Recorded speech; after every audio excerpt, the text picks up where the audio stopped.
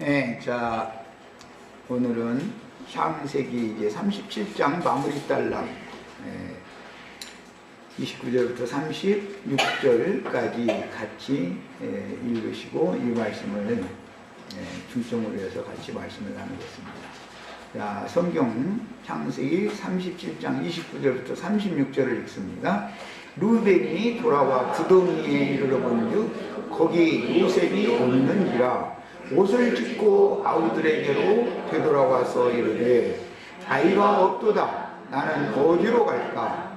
그들이 요셉의 옷을 가져다가 순념소를 죽여 그 옷을 피해 적시고 그의 채색 옷을 보내어 그의 아버지에게로 가지고 가서 이르기를 우리가 이것을 발견하였으니 아버지 아들의 옷인가 보소서 하매 아버지가 그것을 알아보고 이르되 내 아들의 옷이라 악한 짐승이 그를 잡아먹었도다. 요셉이 분명히 찢겼도다 하고 자기 옷을 찢고 굵은 배로 허리를 묶고 오래도록 그의 아들을 위하여 했더니 그의 모든 자녀가 위로하되 그가 그 위로를 받지 아니하여 이르되 내가 슬퍼하며 수월로 내려가 아들에게로 가리라 하고 그의 아버지가 그를 위하여 울었더라. 그 미디안 사람들은 그를 애굽에서 바로의 신하 시리대장 오디발에게 팔았더라. 아멘. 기회 있을 때마다 이제 피 뿌리는 그 말씀을 자주 나누게 되는데 오늘 이 말씀을 읽어보면은 요셉이 피를 흘린 것은 사실 아니고 요셉의 생명을 대신하는 염소가 피를 대신 흘렸지만 아버지는 요셉이 피를 흘려 죽었다라고 믿고 있는 그런 내용을 우리가 읽었습니다. 이것은 이제 비유입니다. 실제로는 우리가 피 흘림을 당해서 죽임을 당해야지만 예수님이 대신 이제 죽은 것을, 그런데 우리의 피를 받은 것을 상징하는 내용이 있죠. 피 뿌리는 이제 예법에 대해서 지난 시간에 다음 주에 말씀을 나누겠다 그러고 미뤘는데 이건 양이 많고 길기 때문에 한두 시간에 나눌 수 없는 얘기지만 요약해서 오늘 자료를 해드렸고 이 말씀을 나눌 겁니다. 피를 흘리는 예법과 그 다음에 피를 뿌리는 예법은 구약 성경에서부터 대속 제사에 관한 하나님의 정하심을 모든 복음을 믿는 히브리인들에게는 다 동일하게 믿음의 말씀으로 주어지는 말인데, 피를 흘린다는 것은 육신의 생명이 죽었다는 것을 상징적으로 하는 말입니다. 그런데 사람이 직접 죽지 않고 짐승이 대신 죽는 거죠. 그것을 대속제사 또는 그 짐승을 대속제물 또는 희생 이렇게 표현을 합니다. 창세기 시작에서부터 창세기 4장에서부터 아벨은 양의 첫 새끼와 그 기름으로 하나님 앞에 제사를 드렸더니 그 제사가 연락이 되었다 그랬습니다. 그런데 오늘 말씀에 의하면 양이 죽은 것이 아니라 이제 염소가 죽은 이야기가 나왔습니다. 양과 염소에 관한 말씀도 오늘 곁들여서 같이 말씀을 좀 나눌까 합니다. 지난 시간 말씀의 그 말밑 부분을 시간이 이제 다 되지 않아서 자료만 해드렸고 우리 형제 자매님들에게 다 집에 가서 인용한 성경 구절을 다 찾아가면서 읽어라 해서 자료를 해서 보냈는데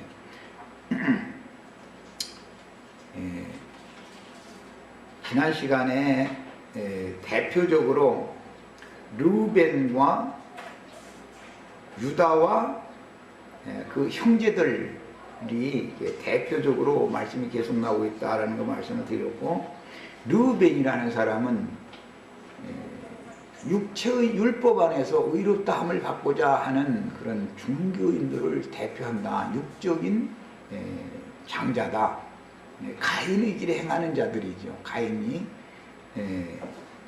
아담의 첫 번째 장자였으니까 계속 대를 이어서 육적 장자라고 하는 것은 육체 안에서 의롭다함을 받으려는 그런 생각을 버리지 않는 신앙생활하는 사람들을 이제 르우벤으로 대표를 해놓고 있습니다. 구약 시대에 야고보에서는 넷째 아들이 되는 유다가 후사로서 상속권을 받게 되는데, 이제 38장에 가면 유다 이야기가 나오죠. 바로 이어서 창세기 끝까지 지금부터 르우벤과 그 다음에 유다와 남은 이제 그 형제들 사이에 요셉이라는 사람을 두고 말씀이 계속 전개되어져 나가는데, 누구의 의와 누구의 선행이 하나님 앞에 연락이 되느냐, 그건 이제 지금부터 중점으로 다루고자 하는 것이니까 말씀에 대한 흐름을 이해를 잘 하셔야 되겠습니다. 구약시대의 후사는 유다였지만, 유다도 사실은 38장에 보면 자기가 의롭지 않다는 걸 나중에 깨닫게 되는 얘기를 했죠. 오히려 다말이, 그 며느리 다말이 나의 의보다 더 나은 의를 가진 자다, 그렇게 얘기를 했어요. 그리고 뭐 이제 그 38장에 가서 충분히 말씀을 나누게 되겠지만, 유다는 이제 상처를 했고, 그 다음에 아내를 이제 그리워하는 그런 마음이 있었기 때문에 양털 깎으러 딥나라고 하는 곳에 갔는데, 시아버지가 그것으로 그 양털을 깎으러 오실 것이라는 것을 미리 알고 길목에 그 다말이 창녀의 옷을 입고 이렇게 지켜 있다가 시아버지를 유혹을 한 얘기가 나왔어요. 사람의 생각으로는 유다가 오히려 더 떳떳하고 의롭지, 다말이 시아버지인 줄 뻔히 알면서 유혹을 했고, 유다는 며느리인 줄 모르고 이제 일이 벌어졌었던 것인데 창녀로 오인을 했었던 것이죠. 그런데 하나님의 판정을 보면은 유다가 의로운 것이 아니라 다말이 더 의롭다 그랬으니까 이건 참 비밀이죠. 사람들의 의와 하나님의 의는 다르다라는 것을 이렇게 극명하게 대조를 해놓는 것입니다. 유다가 처음에는 그 며느리가 행문을 해서 임산했다라는 말을 듣고, 그 전에 이제 이미 넌 친정으로 가서 수절하고 지내라 이렇게 명령을 해서 보냈죠. 그런데 사실은 본인은 수절을 못했죠. 창녀인 줄 알고 본인은 이렇게 본인도 못하는 것을 이렇게 요구하는 것이 율법 안에서의 장자권자들의 특징이 그거죠. 본인은 못하면서 남보고는 자꾸 요구를 하죠. 본인은 상처를 해서 수절을 할 수 없는데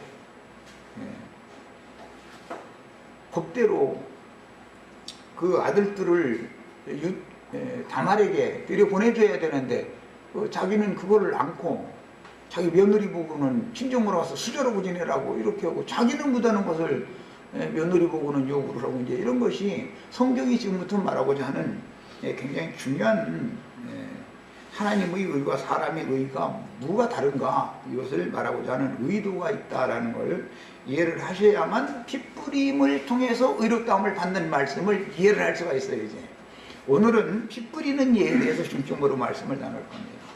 핏뿌림을 받은 자가 아니면 하나님 앞에 의롭다 하심을 받을 수가 없는 것이죠. 이게 이제 그러니까는 다른 모든 종교와 다른 것이, 다른 모든 종교는 뭐 엊그제 나는 그 텔레비전도 요즘에 바빠서 잘 보지도 않았는데, 어디 보니까 뭐 교황인가 누가 뭐 우리나라에 왔다 그래요. 그래가지고 뭐 많은 사람들이 뭐 이제 그를 추앙하고 그러는 걸 봤는데 그런 부류들이 다 누구냐? 르우벤의 그 길, 가인의 길에 행하는 자들이다. 어둠의 사자임에도 불구하고 광명의 천사를 가장해서 세상에 이렇게 나타나가지고 모든 사람들에게 추앙을 받는 것이죠. 그런 것과 그 사람에게 지금 피 뿌리는 율법, 우리가 오늘 나누고자 하는 이런 말씀에 대해서 증거를 하면 그 사람은 알아듣지도 못할 사람이에요. 피고 뭐고 그런 거에 상관이 없는 사람이니까, 그냥 다만 성모 마리아만 의지하면 모든 것이 다 해결되는 사람이니까 피 뿌림을 받지 않은 사람은 절대로 하나님 앞에 의롭다함을 받을 수가 없어요. 이게 제일 중요한 얘기예요. 이게 이제 일반 기성 교계에서도 피 뿌림에 관한 진리를 많이 증거를 해주죠. 그럼에도 그들의 증거를 받으면 이 말이 무슨 말인지 이해하기가 어려워요. 왜? 가르치는 사람 자신이 피 뿌림 받은 영적 체험이 없으니까 그렇게 혼동이 자꾸 오는 거예요. 오늘 말씀을 통해서는 우리 형제 자매님들이 언약의 피가 어떻게 뿌려지고 언약의 피가 하는 그 효능은 무엇이고 나와는 무슨 상관이 있고 이런 거에 대해서 다 밝아지고 믿어지기를 바랍니다. 피 뿌림을 받는 새 언약의 법, 그 다음에 믿음의 법과 대비되는 게 이제 율법이다 그러는데, 율법은 첫 언약의 법이다 그러죠. 첫 언약은 시내산에서 모세를 통해서 맺었죠. 홍소를 잡아가지고 피를 뿌려서. 그랬는데 예수는 첫 언약 때 고만 죄들을 속하기 위하여 죽었다는 거예요. 그러니까 애굽에서 유월절 양으로 죽은 것만을 생각하고 있는데 기독교계는 자꾸 그것만 전한다고요. 그러나 애굽에서 유월절을 먹고 광야로 나와서 시내산에서 말씀을 받은 다음에 그 언약서를 가지고 귀에 읽어 들려주고 그 다음에 황소를 잡아서 피를 뿌리는 일이 유월절 양의 피 뿌림을 받은 것을 다루는 게 아니라 시내산에서 언약의 피 뿌림을 다시 받은 얘기를 하는 거다 이거예요. 그럼에도 불구하고 여전히 그 피 뿌림을 2번이나 받았음에도 불구하고 여전히 범죄했다 이거예요. 이스라엘이. 자, 그 말은 무슨 말이야? 율법 행위로 하나님의 의에 이르려고 노력을 하는 범죄를 했다 그 말이에요. 세상적으로 뭘 잘못하고 그걸 말하는 게 아니에요. 그것은 세상에서의 윤리 도덕적인 범죄를 한 것은 간과하심을 받기 위해서 양의 피를, 유월절 양의 피를 문설주와 인방에 부림받음으로 지난 죄과들이 다 간과 사면받아서 심판이 지나갔죠. 세상 죄에 대해서는 이미 지나간 건너뛰임을 받은 사람들이 광야로 나와가지고 범죄한 것 때문에 예수가 죽었다 이 말이에요. 신약성경이 말하는 바를 잘 이해를 하시란 말이에요. 유월절 양으로 죽은 예수만 전하다 보니까 이게 이제 초보이도다 그래요. 그 피 뿌림만 자꾸 전하다 보니까 언약의 피를 다시 뿌리는 얘기에 대해서는 모른다 이거. 그걸 얘기를 해줘도 대속죄절날 지성소에 피를 뿌리는 이치는 애굽에서 유월절 피를 문설주와 인방에 뿌리는 것과는 다른 얘기죠. 절기도 정해져 있지 않았었잖아요. 애굽에서는 아직. 시내산에 와서 율법을 받은 다음에서 대속죄절날 1년 1차씩 피를 뿌리는 거예요. 그 피는 염소의 피를 뿌리는 것이지 양의 피를 뿌리는 게 아니다. 그런데 오늘은 염소 피 뿌리는 얘기를 지금 한 거예요. 오늘 말씀에는 창세기 시작에는 양의 첫 새끼와 그 기름으로 제사를 드렸는데 아벨이 그 제사가 연락이 됐죠. 그러나 그렇게 해서 사면 받은 것이 다가 아니다 그 말이에요. 염소 피로 다시 피 뿌림을 또 받아야 되는 얘기가 나온다 그 말이에요. 그것은 광야에 나온 사람들에게나 염소로 피 뿌림을 받는 것이지 애굽에서는 황소나 염소를 잡아서 피를 뿌리지를 않아요. 광야에 나온 사람들이나 황소 언약의 피라는 것은 황소와 염소의 피를 뿌리는 거니까 이 피를 뿌리는 것인데 오늘 이 피 뿌림에 관한 말씀이 잘 이해가 되셔야 되겠어요. 언약 말씀을 받지 않은 사람들에게 피를 뿌리는 것은 유월절 양의 피로 피 뿌림을 받는 것이지만 이미 언약 백성이 되어진 사람들에게는 언약서를 믿고 그대로 따르겠다고 약속을 서로가 해야만 언약의 피를 뿌릴 수 있는 것인데 그 피는 양의 피를 뿌리는 게 아니라 그 말이에요. 오늘 읽은 오늘 이제 황소 얘기는 안 나왔지만 황소와 염소의 피를 뿌리는 거다 그 말이에요. 이게 피 뿌리는 예법도 정확하게 가르침을 받아야 되는데 그냥 예수의 피밖에 없네, 뭐 나의 죄를 씻기는 예수의 피밖에 없네 이렇게 뭉뚱그려서 이렇게만 가르쳐 놓기 때문에 예수의 피라는 용어와 그리스도의 피라는 용어를 구분을 않고 있단 말이에요. 기독교계는.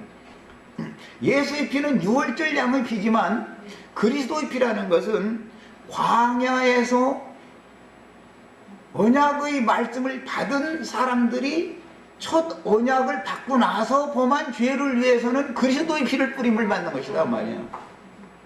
예수의 피는 육체가 흘리는 피지만 그리스도의 피는 하나님의 피다 그래요.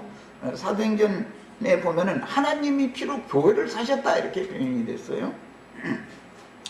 예수의 피만 자꾸 증거해서는 안 된단 말이에요. 그렇다고 그러지 말라는 게 아니에요. 예수의 피 뿌림을 먼저 받은 사람에나 그리스도의 피는 성령의 이름으로 성령께서 뿌려주는 피 뿌림이니까 이제 내용이 달라진다. 이것을 이해를 잘 하셔야 되겠어요.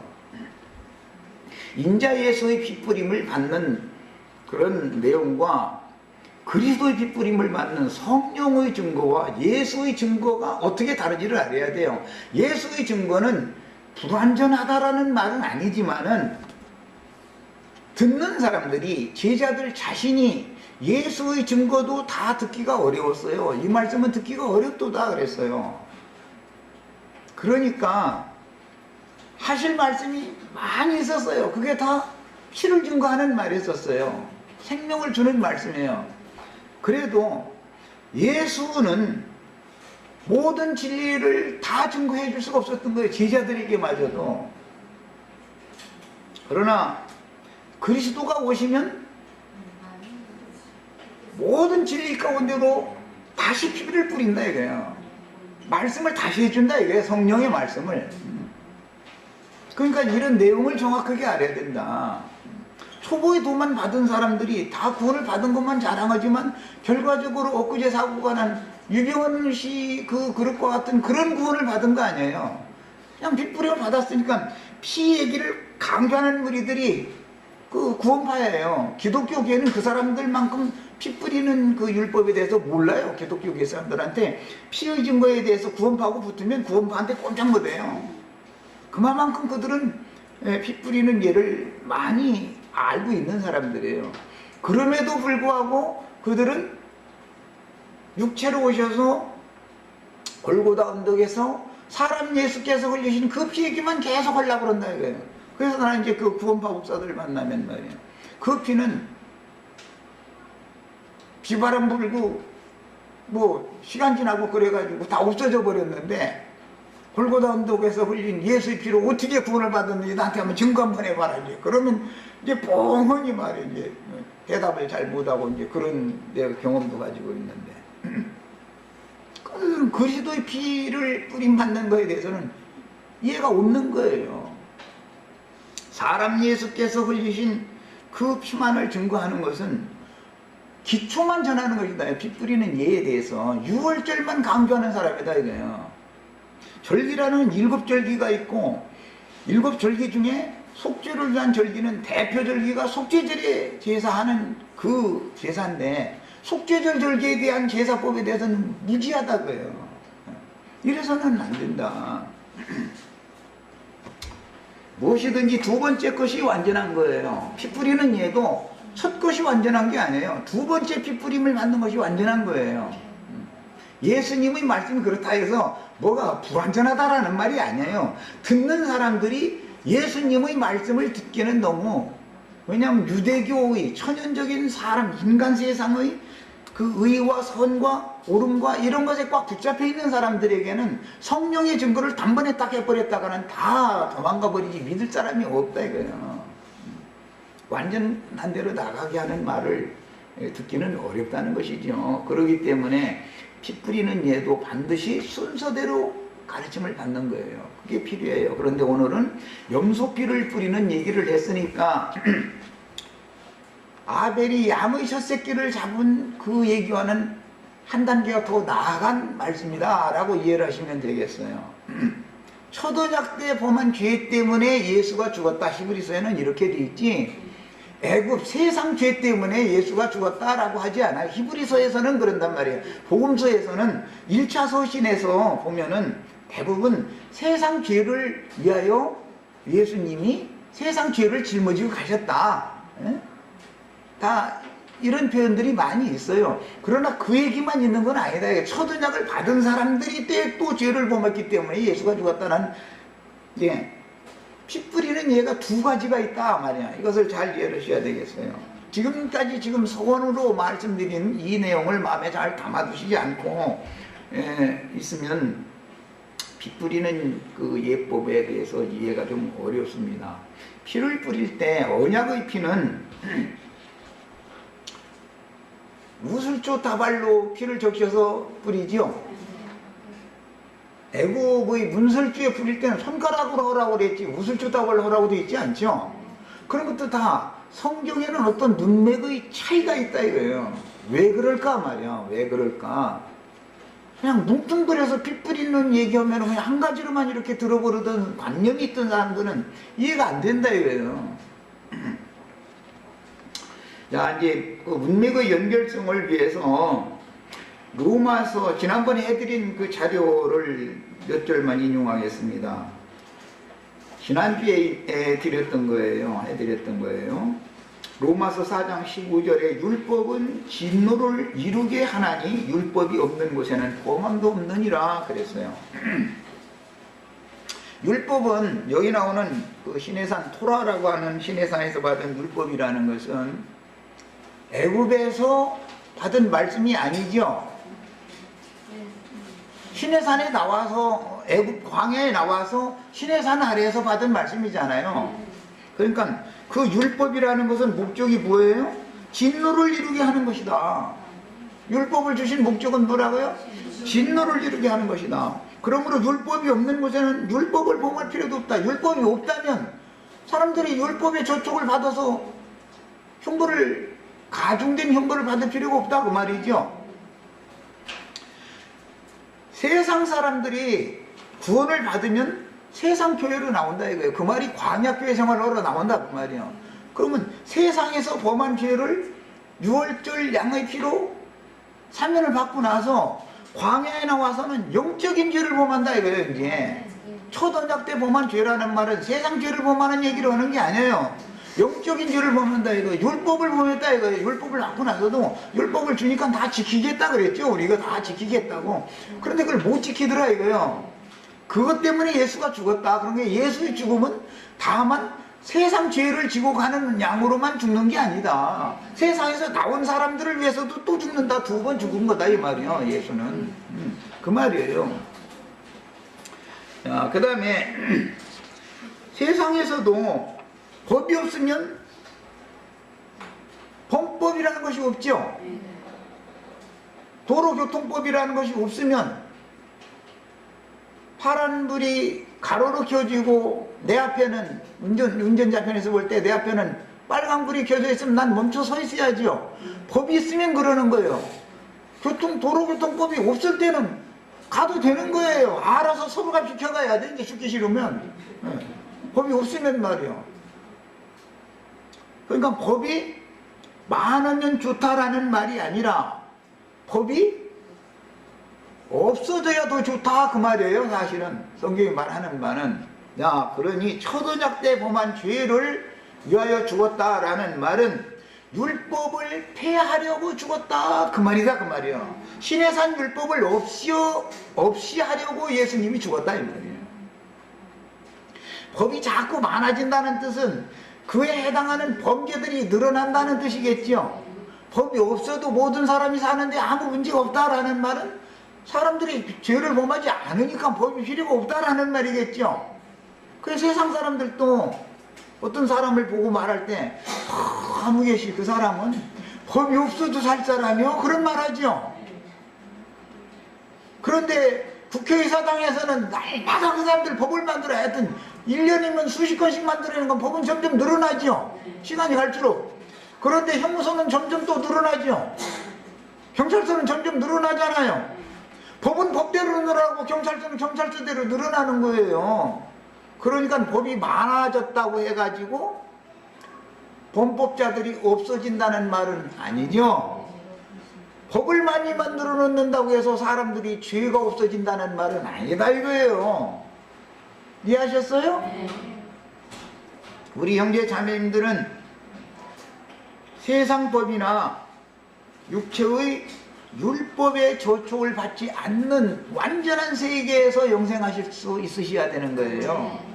세상 법이나 이것도 하지 말아라, 저것도 하지 마라, 이것은 해라, 그거 안 하면 넌 죽는다, 너 이거 하면은 사형이고 저거 안 하면 사형이고, 다 사형거리, 전부 심판거리야. 다 법이 많다는 것은, 전부 다 법이 많다는 것은 저쪽에서 이러니 벌금 내라, 이러니 너는 뭐 경찰서 유치장에 갇혀라, 이러니 너는 형무소에까지 들어가라, 자꾸.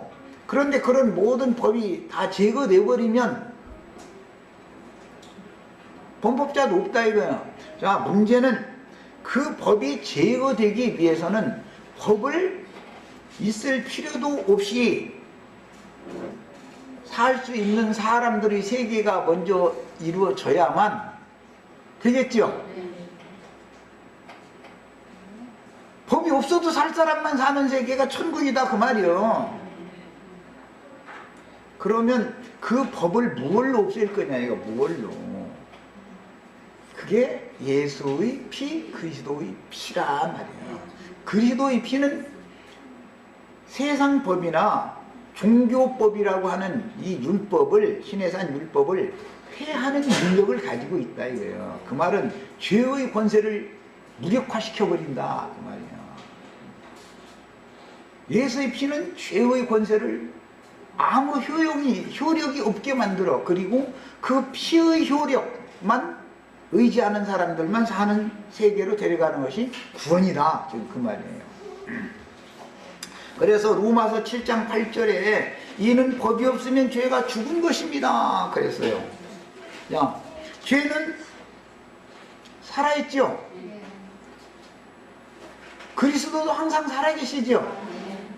야, 죄도 살아있고 그리스도도 살아있어요. 어디에 살아계셔요? 옛사람 속에는, 육체 속에는 죄가 거하면서 살아있는 거예요. 살아서 유혹을 하는 거예요. 사람을 자꾸. 그 죄를 먹고 마시도록 유혹을 하는 거예요. 그럼 사람들은 아무 능력도 없이 무기력하게 죄의 유혹에 유혹당하고 쉽게 죄에게 팔려가서 죄의 죽음 노릇을 한다 이거예요. 죄의 열매를 먹는다 이거예요. 욕심이 무엇을 잉태하죠? 욕심이 잉태하면 죄를 낳는 거예요. 알고 보면 사람의 마음, 욕이라고 하는, 욕이라는 말이 욕하지, 학생들 요즘에 욕을 참 많이 하지. 고등학생들만 있으니까 중학교 때까지 많이 해봤겠지. 저희 친구들끼리 아주 50%가 말이 욕으로 연결을 한대요, 욕으로. 지금 우리 같은 나이에 있는 사람들은 상상도 할 수 없는, 정말 이해가 안 되는 말이에요. 그런데 걔들은 다 통해. 50%만 정상적인 단어를 사용하고 나머지는 욕을 이렇게 넣어서 하는데도 저희끼리 다 알아들어. 그럼 우리는 못 알아듣지. 그게 무슨 소린지 모르지. 나이 먹은 사람들이. 옛날에는 그런 언어법이 없었으니까.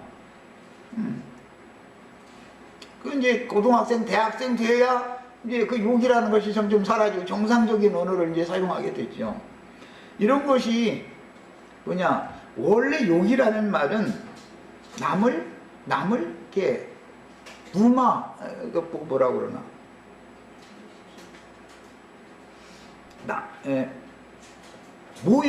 모욕 준다 그런 말이야. 그러면 무한함 당하죠.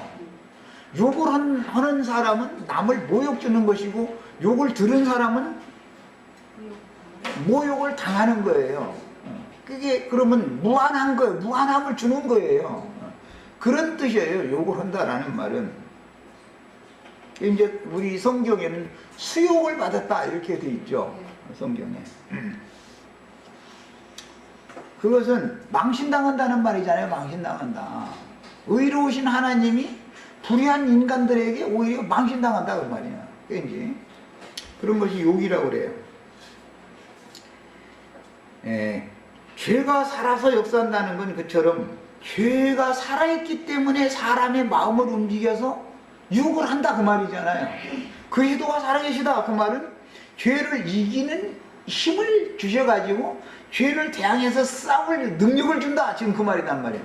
이게 죄도 살아서 우리 육체 속에 살아있고, 그리스도는 우리 심령 속에 살아서 내 마음, 이게 심령, 구속받은 사람의 심령과 육체는 극인데 가운데에는 마음이 있죠. 이곳을 누가 차지할 거냐 이 말이야. 이게. 그리스도가 내 마음을 점령하고 지배할 거냐? 죄가 내 마음을 차지하고 지배할 거냐? 이 싸움을 하는데 그리스도는 심령 속에 오셔가지고 살아서 활동하시고, 죄는 육체 속에 살아서 껍데기에서 살아서 막 유혹을 하는 거예요. 뭘 유혹하느냐면 유혹을 당하는 것은 마음이다 이거예요. 마음. 그런데 욕으로 가득한 마음은 욕심이 죄를 잉태하게 돼 있다 이거예요. 인간은, 자연인의 마음은 죄를 다스릴 힘이 없다 그 말이야. 그러니까 죄를 제어하고 다스리게 하시기 위해서는 죄를 능히 이길 수 있고 죄와 상관없는 어떤 능력자가 나의 주인으로 오셔야죠. 그러기 위해서는 믿음이 필요하단 말이에요. 이제 믿음이, 핏부림 받은 사람은 믿음으로 사는 사람이고, 죄의 능력과 권세 아래 사는 사람은 본능대로 사는 사람이다. 얘가 본능대로 사는 사람이다.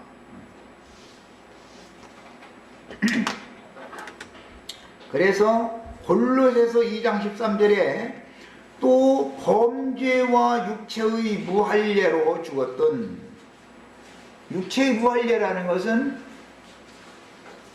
육신에 있는 옛사람의 육적 자아를 베내는 것을 말하는 거예요. 이건 영적 사실을 말해, 마음에 행하는 할례를 지금 말하는 거예요. 죽었던 너희를 하나님이 그와 함께 살리시고, 그는 그리스도를 말하는 거예요. 우리의 모든 죄를 사하시고, 사면 용서받았다 말이에요. 우리를 거스르고 불리하게 하는 법조문으로 쓴 증서, 이것을 토라라고 그래요. 시내산에서 받은 거예요. 이방인들은 토라를 받은 적은 없죠. 마음에 새긴 율법만 받았죠. 가인에게 금령의 실과를 먹게 한 거예요. 그래서 우리는 다 가인을 후예들이니까 누구든지 다 기초적으로 마음에 새긴 율법이라는 건 다 있는데, 이것은 마음에 새긴 율법의 권능은 양심의 기능을 통해서 행해지는 것이죠. 모든 사람이 양심이 없는 사람은 없잖아요. 짐승과 사람이 다른 점은 뭐예요? 양심이 있느냐 없느냐 이거죠. 법정으로 쓴 증서를 지우셨다. 그러니까 시내산 율법은 폐기해버렸다 그 말이에요. 그러니까 법이 없어져 버렸으니까 종교적인 범법을 통해서 저주받거나 심판받는 일은 이제 없어졌죠. 예수님은 그걸 한 거예요. 시내산 율법을 폐한 거예요. 십자가에서 폐했다는 것은 시내산 율법을 폐하는 거예요. 율법을 폐하는 것이 하나님의 모든 요구를 완전하게 이루는 것이다 이 말이에요. 그 율법이 더 주어졌다는 것은 범법이 더해졌다는 뜻이고, 세상 죄 외에 종교적인 범죄를 저질러 영적 범죄를 더했다 그 말이에요. 광야에 나온 백성들 세상 교계에 들어가면은 다 뭐예요? 세상에서 범죄한 것도 죄짐 벗으려고 거기 갔더니 11조 안 내면 도둑놈이고, 뭐 헌금을 어떻게 안 나면 떼어먹은 도둑놈이고, 다 도둑놈. 근데 그것도 제일 깨끗한 욕이요 사실은. 뭐 이제 아주 강대상에서 아주 막 모욕을 줘도 어마어마하게 주지요. 뭐 헌금을 잘 안 내면 뭐 늙은 닭 질겨서 못 먹는다, 이제 여기까지 가는 거예요. 이제 막 수욕을 자꾸 주는 거예요. 그게 뭐예요? 그 종이 다 모세의 제자들이기 때문에 세상 죄짐도 무거워가지고 좀 벗어보려고 갔더니 거기다 대고 도 올려놓는 거예요 계속. 그래서 세상 교회 생활을 오래 하다 보면은 죄짐이 벗어지는 게 아니라 죄짐이 자꾸 더해지지요. 그러니까 배나 더 지옥 자식 되는 거 아니겠어요? 세상 사람일 때는 그냥 어차피 지옥 자식인데 교인이 되면 배나 더 지옥 자식. 왜냐하면 배나 더 죄짐을 더 지게 만드니까 그 말이에요. 그 다음에 법조문으로 쓴 증서를 지우고 제하여 버리사 십자가에 못 박으시고. 자, 십자가에 예수 육체가 못 박혔다 그러지만 육체가 못 박히는 것은 모든 사람의 육체 속에 죄가 거하고 있기 때문에 선이 거하는 게 아니라 죄가 거하고 있기 때문에 육체를 못 박아버리면 죄가 왕노릇할 나라를 잃어버린다. 터전을 잃어버린다 이 말이에요. 대한민국이라는 나라가 있어야 대통령이 필요하죠. 나라가 없는데 대통령 혼자 있으면 뭐예요 가지고. 나라도 없는 대통령은 저 혼자 각각 지가 대통령이지 뭐 그야말로. 그거 다 소용없는 짓이죠. 우선 나라가 있어야죠. 그러니까 하나님은 그 나라를 폐하고 이제 그 대신 주님의 나라를 새로 세워야 된다 그 말이에요. 나라를 폐하려면 육체를 못 박는 것이지 죄를 못 박는 게 아니죠. 성경에 죄를 못 박았다는 구절은 없죠. 옛사람을 못 박았다, 육체를 못 박았다 이렇게 돼 있지. 그러니까 죄의 권세가 살아서 왕노릇 할 수 있는 지배 당할 백성들 전체를 심판해 버리면 왕이 혼자 잘난 체야 다 해서 없는 것이죠. 죄가 왕노릇 할 터전을 잃어버렸으니까 이것을 무력화시킨다 그래요. 통치자들과 권세들을 무력화하여 무력화한다. 그러니까 죄를 사면하는 걸로 사람들은 죄 사함을 받았다는 말을 참 너무 쉽게 하는데 죄는 사면을 하는 게 아니라 죄는 권세를 무장을 해제시킨다 그래요. 무장을 죄의 권세를 해제시켜버리는 거야. 무력화시켜버리는 거야. 자, 그런데 그 죄의 권세는 실제상으로는 누가 가지고 있느냐? 통치자들과 권세자들이 가지고 있다. 이것은 바다에서 올라온 짐승, 땅에서 올라온 짐승들이 사실은 죄의 권세를 가지고 휘두르는 사람들이다 이거예요. 죄의 권세가 칼이 되어져 가지고 그걸 가지고 휘둘러 버리는 거예요. 그러면 그 죄의 권세가 무엇에 근거해서 휘두르는가? 하나님의 말씀이 가장 거룩하고 의롭죠. 하나님의 법이 하나님의 율법에 걸어서 칼을 휘둘러야 된다 이거예요. 그래서 죄의 권능은 율법이죠.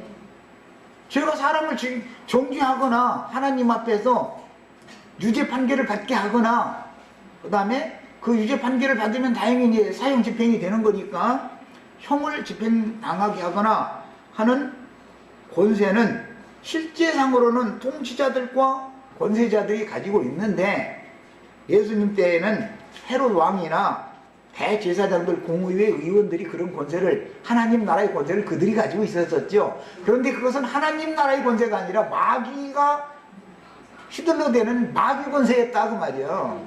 그러니까 그런 불의 불법한 권세자들을 싹 심판해버리고 그들에게서 그들이 가지고 있는 모든 하늘과 땅의 시기권, 통치권을 빼앗아서 제자들에게 주는 것이 주님의 나라를 세우는 법칙이지요. 그러려면 뭐가 필요하냐? 그들에게서 권세를 빼앗아서 제자들에게 하나님 나라의 권세를 세상 나라를 피하고 주와 그 그리스도의 나라를 세워서 권세를 행하도록 맡기려면 기본적으로 그 제자들은 핏부림을 먼저 받은 사실이 있어야 된다 그 말이에요. 핏부림을 받지 않으면 이게 가능하지 않은 얘기다 이 말이에요. 자, 그러니까 이런 권세를 가진 자들은 짐승을 잡아먹되 피를 다 말갛게 물같이 땅에다 쏟고 흙으로 덮은 다음에 고기만 먹은 것이 아니라 피채 먹은 자들이 통치자들과 권세자들이죠.